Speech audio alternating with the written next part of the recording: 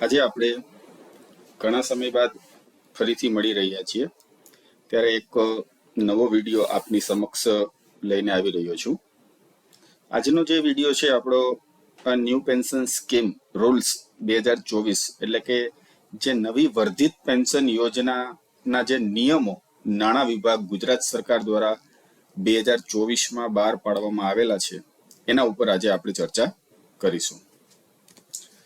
તો નવી વર્ધિત પેન્શન યોજના નિયમો 2024 છે, એમાં કુલ 14 પ્રકરણ છે, કુલ 66 નિયમો છે અને આ જે નિયમો છે એ 15/3/2024 થી એટલે કે જે રાજપત્રમાં પ્રસિદ્ધ થયા તારીખથી અમલમાં આવશે. મિત્રો, આપણે સૌ જાણીએ છીએ એ મુજબ આ જે એનપીએસ યોજના છે, નવી વર્ધિત પેન્શન યોજના, તે 1 એપ્રિલ 2005 થી અમલમાં છે, પરંતુ અત્યાર સુધી એ જુદા જુદા ઠરાવોના માધ્યમથી અમલમાં હતી. પણ હવેથી ગુજરાત સરકારના નાણાં વિભાગ દ્વારા આ નિયમો બહાર પાડવામાં આવેલા છે. માટે હવે એક જેમ અલગ આપણે ગુજરાત મુલકી સેવા નિયમો હતા, જુદા જુદા 8 વોલ્યુમમાં હતા, જેમ કે રજાના નિયમો, પેન્શનના નિયમો, મુસાફરી ભથ્થાના નિયમો, તો આ રીતના અલગ અલગ જે 8 વોલ્યુમ હતા એમાં આ એક નિયમોનો વધારો થયો છે અને હવેથી કુલ 9 વોલ્યુમ થયા છે. આપણો પહેલો વિડીયો છે, એની અંદર જે જુદા જુદા પ્રકરણ છે એમાંથી આજે આપણે પહેલા પ્રકરણની ચર્ચા કરીશું. પ્રકરણ 1માં નિયમ 1 છે અને કોઈ પણ નિયમ હોય તો એની અંદર એક જ વસ્તુ હોય કે આ નિયમોનું નામ શું કહેવાશે. તો આ નિયમો છે ગુજરાત મુલકી સેવા નવી વર્ધિત પેન્શન યોજના નિયમ 2024 કહેવાશે. આ નિયમ 1 છે. ત્યારબાદ આપણે જોઈએ નિયમ 2, વ્યાપ્તિ એટલે કે કોને લાગુ પડશે, કઈ કઈ જગ્યાએ લાગુ પડશે, કેવા કેવા પ્રકારના કર્મચારીઓને લાગુ પડશે. તો તારીખ 1/4/2005 કે ત્યાર પછી નિયમિત નિમણૂકથી નોકરીએ લાગેલા નીચે મુજબના કર્મચારીઓને લાગુ પડશે. 1/4/2005 ના રોજ અથવા તો ત્યાર પછી જે નોકરીએ લાગેલા છે તમામ કર્મચારીઓને આ નિયમો લાગુ પડશે. પેલું, રાજ્ય સરકારના તથા પંચાયતના જે તમામ કર્મચારીઓ છે એમને આ નિયમ લાગુ પડશે. બીજું, બોર્ડ નિગમના કર્મચારીઓ કે જેઓ હાલ રાજ્ય સરકારના કર્મચારીઓની સમકક્ષ નિવૃત્તિના લાભો માટે પાત્ર છે તેમને પણ આ નિયમ લાગુ પડશે. સહાયક અનુદાન મેળવતી એટલે કે જે ગ્રાન્ટેડ સંસ્થાઓ છે એમના શૈક્ષણિક અને બિન શૈક્ષણિક કર્મચારીઓ કે જેમને જીસીએસઆર પેન્શન નિયમો 2002 લાગુ પડે છે એમને પણ આ લાગુ પડશે. માસિક ફિક્સ પગારથી નિમાયેલા અને ત્યારબાદ નિયમિત નિમણૂક મેળવેલા કર્મચારી જો હોય તો એમને પણ આ નિયમ લાગુ પડશે. ત્યારબાદ રાજ્ય સરકારની વિદ્યા સહાયક કે શિક્ષણ સહાયક જેવી યોજનાઓ ચાલે છે. આ યોજના હેઠળ જે કર્મચારી નિમણૂક પામેલા છે એમાં પછી શૈક્ષણિક પણ હોઈ શકે અને બિન શૈક્ષણિક પણ હોઈ શકે અને નોકરીએ લાગ્યા બાદ નિયમિત સમયગાળો ફિક્સ પેનો પૂર્ણ કર્યા બાદ નિયમિત નિમણૂક મેળવે એવા તમામ કર્મચારીઓને પણ આ નિયમ લાગુ પડશે. રાજ્ય સરકારની સેવામાં સીધી ભરતીથી નિમણૂક પામેલા કોઈ પણ કર્મચારી હોય તો એમને પણ આ નિયમ લાગુ પડશે. રાજ્ય સરકારની કોઈ પણ ઓટોનોમસ બોડી એટલે કે સ્વાયત્ત સંસ્થા હોય તો એમના કર્મચારીઓ કે જેઓ રાજ્ય સરકારની સમકક્ષ નિવૃત્તિના લાભો પ્રાપ્ત કરી રહ્યા છે અને તેમની નિમણૂક 1/4/2005 કે ત્યારબાદ થયેલી હોય તો એમને પણ આ લાગુ પડે છે.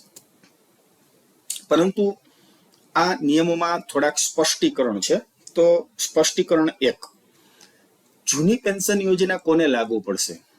તો 1/4/2005 પહેલા રાજ્ય સરકારની સેવામાં હતા જેઓ મૂળ નિમણૂક જૂની પેન્શન યોજનામાં હતી, પરંતુ બાદમાં ફરજમુક્ત કે ટેકનિકલ રાજીનામું આપીને સીધી ભરતીથી રાજ્ય સરકારની નવી સેવામાં જોડાય તો તેઓને જૂની પેન્શન યોજના લાગુ પડશે. મિત્રો, સમજી લઈએ કે આ શું કહેવા માંગે છે કે આપણે પહેલા જોયું એમ કે 1/4/2005 ના રોજ અથવા તો ત્યાર પછી નોકરીએ લાગેલા હોય તો તેમને આ યોજના લાગુ પડે છે, આ નિયમો લાગુ પડે છે. પરંતુ કોઈ કર્મચારી એવા છે કે 1/4/2005 પહેલા એ રાજ્ય સરકારની સેવામાં હતા અને એના પહેલા હતા તો એને જૂની પેન્શન યોજના લાગુ પડશે. મૂળ નિમણૂક એમની જે હતી એ જૂની પેન્શન યોજનામાં હતી, પરંતુ એમણે બીજી નોકરી સ્વીકારી અથવા તો જે પહેલાની નોકરી હતી એમાંથી ફરજ મુક્ત થયા અથવા તો ટેકનિકલ રાજીનામું આપી અને સીધી ભરતીથી કોઈ નવી નિમણૂક મેળવે છે, તો અગાઉની એમની નોકરી છે એ જૂની પેન્શન યોજનામાં હતી, માટે હવેની જે નવી નોકરી છે એ પણ એમની જૂની પેન્શન યોજનામાં રહેશે. ત્યારબાદ સ્પષ્ટીકરણ 2 છે કે જૂની પેન્શન યોજના કોને લાગુ પડશે. સેમ વસ્તુ છે.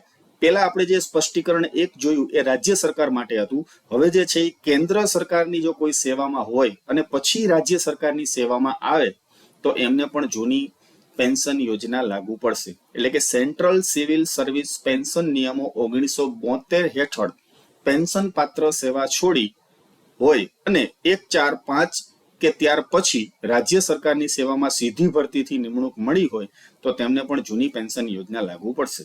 એટલે કે કેન્દ્ર સરકારના જે સેન્ટ્રલ સિવિલ સર્વિસ પેન્શન નિયમો 1972 છે એના હેઠળ એ પેન્શન પાત્ર નોકરી કરતા હોય અને 1-4-2005 કે ત્યાર પછી રાજ્ય સરકારની કોઈ સેવામાં સીધી ભરતીથી નિમણૂક મેળવે તો એને પણ જૂની પેન્શન યોજના લાગુ પડશે. શા માટે? તો કે પેલા 1-4-2005 પહેલા એ જે નોકરીમાં હતા ત્યાં જૂની પેન્શન યોજના હતી, પરંતુ આના માટે થોડીક શરતો છે. એ શરતો કઈ કઈ છે એ આપણે જોઈએ. શરત 1, કેન્દ્ર કે કેન્દ્રની સ્વાયત્ત સંસ્થાઓમાં નિમણૂક 31/12/2003 પહેલા થયેલી હોવી જોઈએ. શા માટે 31/12/2003? કેમ કે કેન્દ્રની અંદર જ્યાં એનપીએસ યોજના છે એ 1/1/2004 થી લાગુ પડેલી છે, તો એના પહેલાની એમની જે નોકરી છે એ એમની જૂની પેન્શન યોજના માટે લાયક ગણાય એટલા માટે. શરત 2, કેન્દ્રમાં સિવિલ સર્વિસ પેન્શન નિયમો 1972 હેઠળ એ પાત્ર હોય. પેન્શન પાત્ર નોકરી તો એની પહેલાની હોવી જોઈએ, તો જ હવે પછીની જે નોકરી છે એમાં એને લાયક ગણી શકાય છે. શરત 3, 1-4-2005 ના રોજ કે ત્યાર પછી સંબંધિત વિભાગ દ્વારા એમણે કર્મચારીએ અરજી કરેલી હોવી જોઈએ અને નિયમો અનુસાર ભારત સરકારની સેવામાંથી ફરજમુક્ત થયેલ કે પછી ટેકનિકલ રાજીનામું આપેલું હોવું જોઈએ.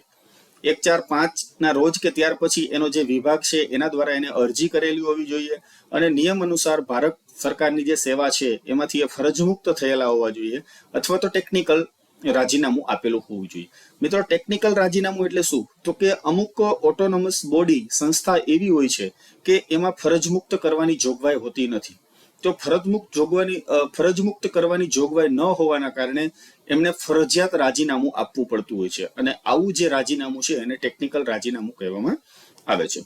ચોથી શરત છે, કેન્દ્ર કે સ્વાયત્ત સંસ્થાની સેવાને રાજ્યની સેવા સાથે જોડવાની સક્ષમ સત્તાધિકારીએ મંજૂરી આપેલી હોવી જોઈએ અને એની જે નોંધ છે એમની સેવા પોથીમાં કરેલી હોવી જોઈએ. અહીંયા ટેકનિકલ રાજીનામાની વ્યાખ્યા પણ તમને આપેલી છે.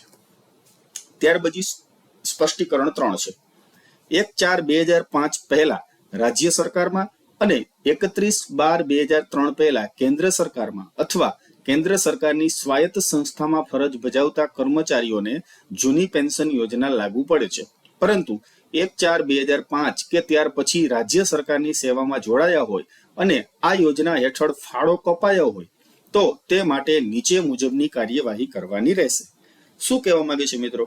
1-4-2005 પહેલા રાજ્ય સરકારમાં અને 31/12/2003 પહેલા કેન્દ્ર સરકારમાં અથવા તો કેન્દ્ર સરકારની કોઈ પણ સ્વાયત્ત સંસ્થાની અંદર ફરજ બજાવતા હોય તો આપણે આગળ જોયું એમને જૂની પેન્શન યોજના લાગુ પડે છે, પરંતુ આ 1-4-2005 પછી રાજ્ય સરકારની સેવામાં જોડાઈ ગયા હોય અને હજી કાંઈ નિર્ણય ન આવ્યો હોય ત્યાં સુધી એમનો ફાળો કપાવા લાગ્યો હોય તો આ ફાળો કપાણો છે એનું શું કરવાનું, એની શું કાર્યવાહી કરવાની, એના માટે જોઈએ. પેલું કે એમની જે એનપીએસ માંથી જે રકમ જે જમા થઈ છે કર્મચારીની કપાઈને તો એ જીપીએફમાં ટ્રાન્સફર કરવાશે. જેમાંથી જે કર્મચારીનો ફાળો હતો એ જીપીએફમાં ટ્રાન્સફર કરાશે અને જે સરકારનો ફાળો છે એ સરકારમાં જમા કરાશે. એનપીએસમાં એમનો આપણે જાણીએ છીએ કે આપણો જે ફાળો કપાય છે તો સામે સરકાર પણ આપણા ખાતામાં ફાળો જમા કરાવે છે. અત્યારે 10ની સામે 14% જમા કરાવે છે, બરાબર. તો એ જે એનપીએસમાં જે કર્મચારીનો ફાળો કપાયેલો છે એ એમના જીપીએફ એકાઉન્ટમાં જીપીએફ ખાતામાં ટ્રાન્સફર કરાશે અને સરકારનો ફાળો છે એ સરકાર પોતે પરત લેશે. માની લો કે જીપીએફ ખાતું બંધ થઈ ગયું હોય અને હવે ફરીથી શરૂ થઈ શકે એમ જ ના હોય તો ત્યારે શું કરવાનું? તો ત્યારે નવું જીપીએફ ખાતું ખોલવામાં આવશે અને એનપીએસમાં જે રકમ જમા થયેલી હોય એ જીપીએફ ખાતામાં જમા કરાશે અને સરકારનો ફાળો છે એ સરકારમાં જમા કરાશે. માની લ્યો કે કોઈ નિવૃત્ત થઈ ગયા હોય અને હવે જીપીએફ ખાતું ખોલી શકાય એમ ન હોય, નિવૃત્ત થઈ ગયા હોય તો એનું તો નવું ખાતું ખુલશે નહીં. તો શું કરવાનું? તો ડાયરેક્ટર પેન્શન અને પ્રોવિડન્ટ ફંડ ઓફિસ છે એ કર્મચારીના ફાળાની અધિકૃતિ આપશે અને ઉપાડ અને જે ચૂકવણી અધિકારી છે એ ટ્રેઝરી મારફત એનું ચૂકવણું કરશે. અને આ તમામ બાબતોની નોંધ છે એ કર્મચારીની સેવા પોથીમાં કરવાની રહેશે. સ્પષ્ટીકરણ 4.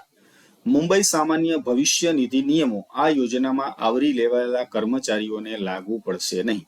આ મુંબઈ સામાન્ય ભવિષ્ય નિધિ નિયમો છે એ આ યોજનામાં જે લાગુ પડેલા કર્મચારીઓ છે એમને લાગુ પડશે નહીં. ત્યારબાદ નિયમ 3 છે અર્થઘટનની સત્તા. માની લો કે કોઈ નિયમ બાબતે ક્યાંય પ્રશ્ન ઉભો થયો તો એનું અર્થઘટન કરવાની સત્તા કોને હોય? તો જે વિભાગ નિયમ બનાવે એમને આ નિયમના અર્થઘટનની સત્તા હોય. અને આ નિયમો જે છે એ ગુજરાત સરકારના નાણાં વિભાગે બનાવેલા હોવાથી અર્થઘટન કરવાની સત્તા પણ નાણાં વિભાગને રહેશે. નિયમ 4 છૂટછાટની સત્તા. ઘણી વખત છૂટછાટ આપવાની થતી હોય છે. સરકારને ક્યારેક એવું લાગે કે આ નિયમના લીધે કોઈ વ્યક્તિને, કોઈ કર્મચારીને ખરેખર નુકસાન થાય છે, બરાબર, તો એના કારણો છે એની લેખિતમાં નોંધ રાખવી પડે અને લેખિત આદેશ બહાર પાડી અને સરકાર છે એ છૂટ આપી શકે. પરંતુ આ છૂટ માટે પણ નાણાં વિભાગની પૂર્વ સંમતિ લેવી જરૂરી છે. શા માટે? તો કે નિયમ કોને બનાવેલા છે? નાણાં વિભાગે બનાવેલા છે. માટે છૂટછાટની સત્તા પણ નાણાં વિભાગ સાથે પૂર્વ સંમતિ પરામર્શ કરી અને સરકાર લેખિત કારણોની નોંધ રાખી અને લેખિત આદેશ બહાર પાડી અને છૂટછાટ આપી શકે છે. ત્યારબાદ નિયમ 5 જોઈએ, કરારની શરતોની ન્યાય ક્ષમતા. આપણે જાણીએ છીએ કે સરકાર દ્વારા અમુક યોજના દ્વારા ભરતી કરવામાં આવતી હોય છે, જેમ કે વિદ્યા સહાયક યોજના, શિક્ષણ સહાયક યોજના. તો આ બધી યોજના છે, જ્ઞાન સહાયક યોજના. તો આ બધી યોજનામાં જ્યારે ભરતી કરવામાં આવે છે આ યોજના અંતર્ગત, તો ત્યારે એ યોજનાના અમુક નિયમો હોય છે.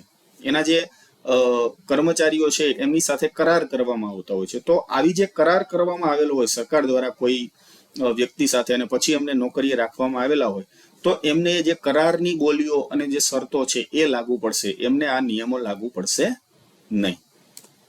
નિયમ 6 સત્તા વાપરવા અને તેની સોંપણી બાબત. તો આ નિયમોની અંદર સ્પષ્ટ ઉલ્લેખ કરેલો છે કે પરિશિષ્ટ 1 ખાના 3 નિર્દિષ્ટ સત્તાઓના અમલ, ખાના 4 નિર્દિષ્ટ સત્તાધીશ, ખાના 5 સૂચિત મર્યાદાને આધીન કરશે. પરિશિષ્ટ આ નિયમો સાથે જુદા જુદા પરિશિષ્ટ જોડેલા છે. તો પરિશિષ્ટ 1 છે એની અંદર જે ખાના નંબર 3 છે એમાં કેવા પ્રકારની સત્તાઓ છે એનો ઉલ્લેખ કરેલો છે. ખાના 4 આ ખાના 3 જે સત્તા છે એનો ઉપયોગ કોણ કરી શકશે? તો કોણ સત્તાધીશ તરીકે કોણ એનો ઉપયોગ કરી શકશે? ખાના 4 એનો ઉલ્લેખ છે. અને ખાના 5 આ જે સત્તા છે એ કેટલા સમયમાં એ વાપરી શકશે, બરાબર, તો એની વિગત એમાં આપેલી છે. સત્તાઓનો અમલ કે સોંપણી સરકારના નાણાં વિભાગ સાથે પરામર્શ કર્યા વિના થઈ શકશે નહીં. સત્તા કોને સોંપવી, કોને ન સોંપવી એનું પરામર્શ છે એ પણ નાણાં વિભાગ સાથે કર્યા બાદ થઈ શકશે, એમને થઈ શકશે નહીં. પરંતુ નાણાં વિભાગ ખાસ કે સામાન્ય હુકમ દ્વારા કયા કિસ્સાઓમાં કે કિસ્સાઓના વર્ગમાં આવા પરામર્શની આવશ્યકતા રહેશે નહીં તે નક્કી કરશે. અમુક કિસ્સા એવા હોય કે એની અંદર કોઈ નાણાં વિભાગને પરામર્શ કરવાની જરૂર રહેતી નથી, તો એ અગાઉથી નાણાં વિભાગ દ્વારા કહેવામાં આવતું હોય છે કે આવા કિસ્સા હોય તો એની અંદર નાણાં વિભાગ સાથે પરામર્શ કરવાની જરૂર નથી. જે સત્તા અધિકારી છે તે પોતે પોતાની રીતે નિર્ણય લઈ શકશે. ત્યારબાદ નિયમ 7 છે છૂટછાટના કારણો છે એ ઓડિટ અધિકારીને જણાવવા. આગળ આપણે જોયું કે છૂટછાટ આપી શકાય. સરકારને એવું લાગે કે કોઈ કર્મચારીને ખરેખર અન્યાય થાય છે અને છૂટછાટ આપવી પડે એમ છે, તો છૂટછાટના કારણો છે એ ઓડિટ અધિકારીને જણાવવા પડે, જેથી કરીને ઓડિટમાં કોઈ પ્રશ્ન ઊભા થાય નહીં. નિયમ 8 છે પ્રકરણ 1 નો લગભગ આ છેલ્લો નિયમ છે નિવૃત્તિની તારીખ જાહેર કરવા અંગે. કોઈ સરકારી કર્મચારીની સેવામાંથી નિવૃત્તિ પછી રાજ્યપત્રિત અધિકારીના કિસ્સામાં તે માટેનું જાહેરનામું અને બિન રાજ્યપત્રિત કર્મચારીના કિસ્સામાં ઓફિસ ઓર્ડર દ્વારા આવી નિવૃત્તિની તારીખથી 1 સપ્તાહની અંદર જારી કરવામાં આવશે. નિવૃત્તિની તારીખ કઈ રીતે જાહેર કરાશે? જો રાજ્યપત્રિત કર્મચારી હોય, એટલે કે જેનું નામ ગેજેટમાં બહાર પડતું હોય, રાજપત્રમાં બહાર પડતું હોય, એને રાજ્યપત્રિત અધિકારી કહેવાય.